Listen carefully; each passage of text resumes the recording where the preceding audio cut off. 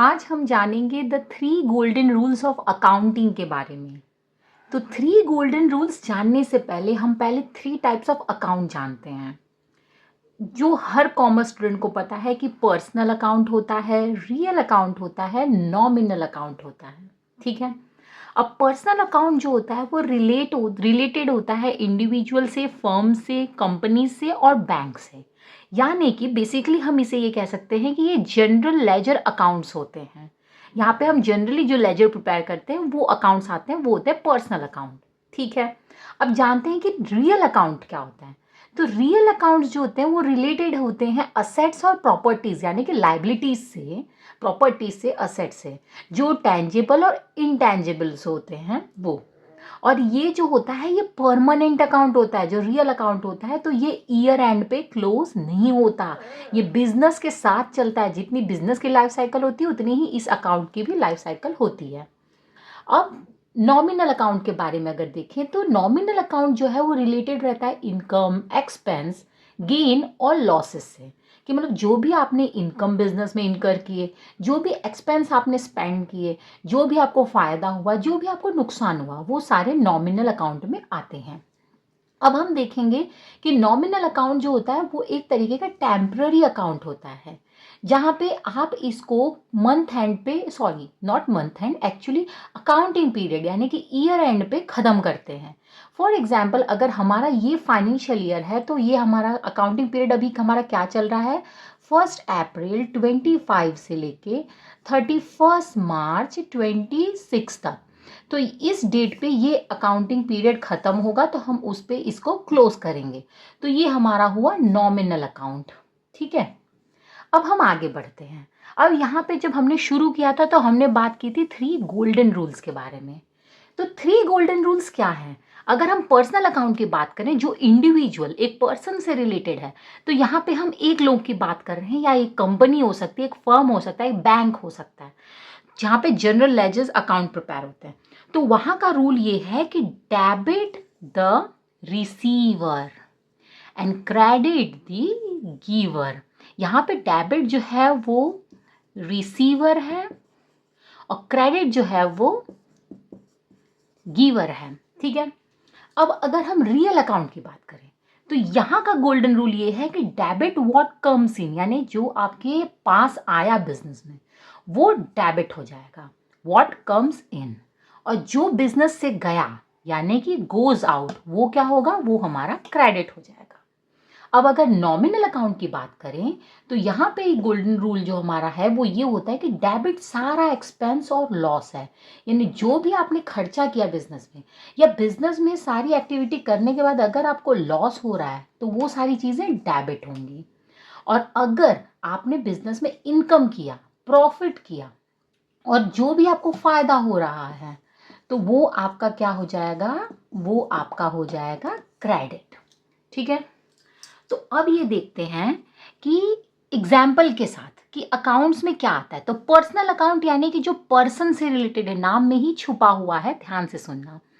Individual से firm, companies, bank, यानी individual अकेले कोई भी एक पर्सन हो, कोई फर्म हो, कोई कंपनी हो, कोई बैंक हो, उससे अगर रिलेटेड है, उसका गोल्डन रूल है debit the receiver and credit the giver. तो यहाँ पे अगर एग्जाम्पल लें कि when a customer page a cash, अगर आप कस्टमर को कैश देते हो तो यहाँ पे कस्टमर को पैसा मिल रहा है, तो कस्टमर हमारे लिए क्या हो जाएगा, कस्टमर के लिए रिसीवर है, कस्टमर उसको पैसा मिल रहा है तो वो यहाँ पे डेबिट हो जाएगा, क्योंकि हमने रूल में पढ़ा था डेबिट द रिसीवर। ठीक है। अब आपने कस्टमर को दिया क्या है, आपने कस्टमर को दिया है कैश, तो कैश क्या हो जाएगा, कैश हो जाएगा क्रेडिट। और कैश अकाउंट में क्रेडिट कैश अकाउंट हो जाएगा। तो कैश कहाँ से जा रहा है, कैश हमेशा बैलेंस शीट में लाइबिलिटीज और असेट कॉलम में असेट में दिखाया जाता है। तो कहाँ से जा रहा है कैश, असेट से जाता है, तो कसेट गोज आउट। तो ये हमारे पर्सनल अकाउंट की ट्रांजैक्शन ऐसे जाएगी। अब अगर आप रियल अकाउंट पे आते हैं तो रियल अकाउंट जो है वो असेट्स और लाइबिलिटीज से रिलेटेड होता है, जो टैंजिबल और इनटैंजिबल होती हैं। और ये परमानेंट अकाउंट होता है रियल अकाउंट। ये एक मंथ ईयर एंड पे कभी भी क्लोज नहीं होता, जैसे हमारा यहाँ पे अकाउंटिंग पीरियड क्लोज हो रहा था।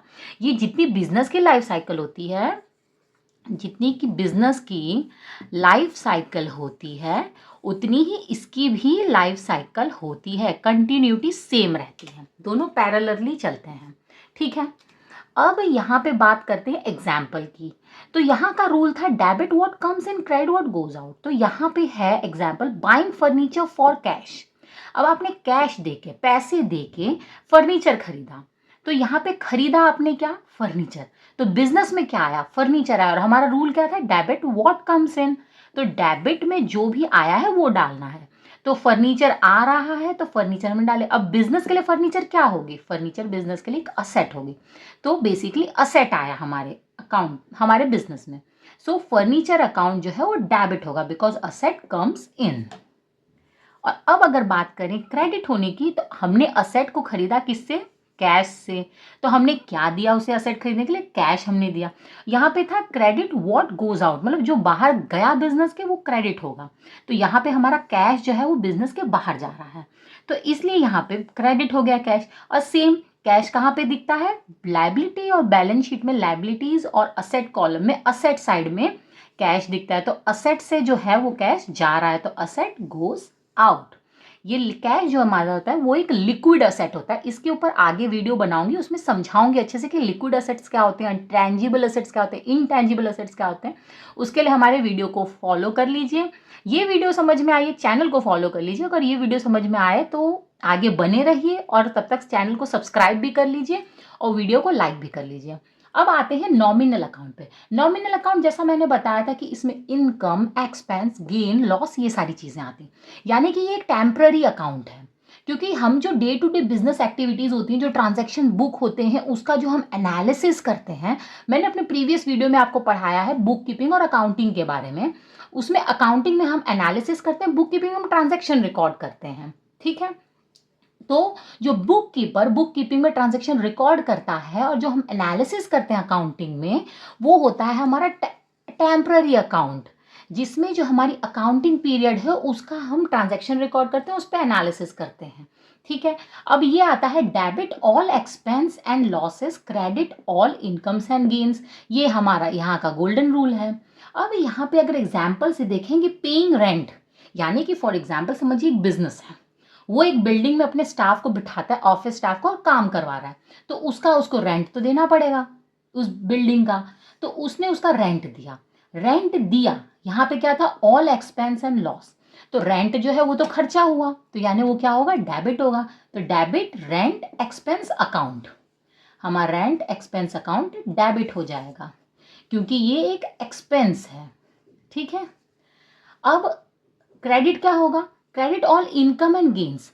अब जब हमने डेबिट खर्चा दे दिया, तो हमारी जो इनकम क्रेडिट हो जाएगी, इनकम एंड गेन्स। अब यहाँ पे कोई इनकम या गेन तो हो नहीं रहा है, लेकिन आपकी लाइबिलिटी तो कम हो गई ना। जो रेंट पे करने की लाइबिलिटी थी, आउटस्टैंडिंग जो भी रहा या जो भी था, आपने पेमेंट कर दिया, तो वहां पे आपने क्या दिया, उसके बदले में कैश दिया। ठीक है, अब कैश दिया तो असेट से जो कैश है वो चला गया। एज मैंने जो तीनों जनरल एंट्रीज में आपको समझाया था, वो कि असेट्स में कैश आता है, वहां से कैश चला गया क्योंकि हमने रेंट पे किया। So debit rent expense account expense है, एंड क्रेडिट कैश अकाउंट जो असेट चला गया बिजनेस से। सो ये सिंपल 3 रूल हैं। Personal account, debit the receiver, credit the giver, क्योंकि एक इंडिविजुअल, एक फर्म, कंपनी और बैंक से रिलेटेड होता है कोई भी। रियल अकाउंट जो है वो असेट और लाइबिलिटी से रिलेटेड होती है, इसके लिए ये परमानेंट अकाउंट है, ईयर एंड पे ये क्लोज नहीं होती, टेम्पररी अकाउंट की तरह। तो इसका रूल है golden, debit what comes in, credit what goes out. अब अगर नॉमिनल अकाउंट की बात करें, तो नॉमिनल अकाउंट का सिंपल रूल है debit all expense and losses, credit all income and gains. क्योंकि ये एक नॉमिनल अकाउंट एक टेम्पररी अकाउंट की तरह ट्रीट होता है, क्योंकि ये हर अकाउंटिंग पीरियड पे क्लोज होता है और न्यू अकाउंटिंग पीरियड से न्यू शुरू होता है।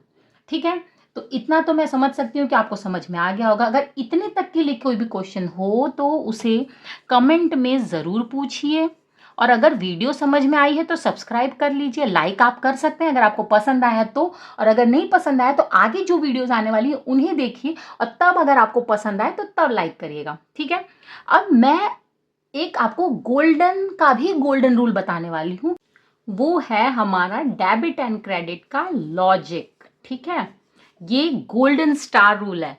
अगर डेबिट है इसका मतलब समझ जाइए कि आपकी असेट बढ़ रही है, एक्सपेंस भी बढ़ रहा है। और अगर डिक्रीज हो रही है आपकी लाइबिलिटी और इक्विटी एंड इनकम तो समझ जाइए वो डेबिट है। तो अगर कोई भी ट्रांजैक्शन ये दिखाता है कि आपकी असेट बढ़ रही है, एक्सपेंस बढ़ रहा है, तो वो डेबिट होगा। सेम अगर लाइबिलिटी आपकी घट रही है और इक्विटी आपकी घट रही है तो वो डेबिट होगा। अब क्रेडिट पे जस्ट अपोजिट, वाइस वर्सा, कि अगर आपका इंक्रीज हो रहा है लाइबिलिटी, इक्विटी एंड इनकम अगर बढ़ रही है तो वो क्रेडिट हो जाएगा, और डिक्रीज होगा असेट और एक्सपेंस तो वो क्रेडिट हो जाएगा। सो ये एक गोल्डन रूल है। अगर ये जान गए ना आप तो फिर तो आपने चक दे पट्टे, आपके फुल मार्क्स आ जाने हैं अकाउंट्स में, और अकाउंट कभी हार्ड लगेगा ही नहीं। सो ऐसे ही ट्रिक्स जानने के लिए हमारी वीडियो को एंड तक देखिए और फॉलो कर लीजिए।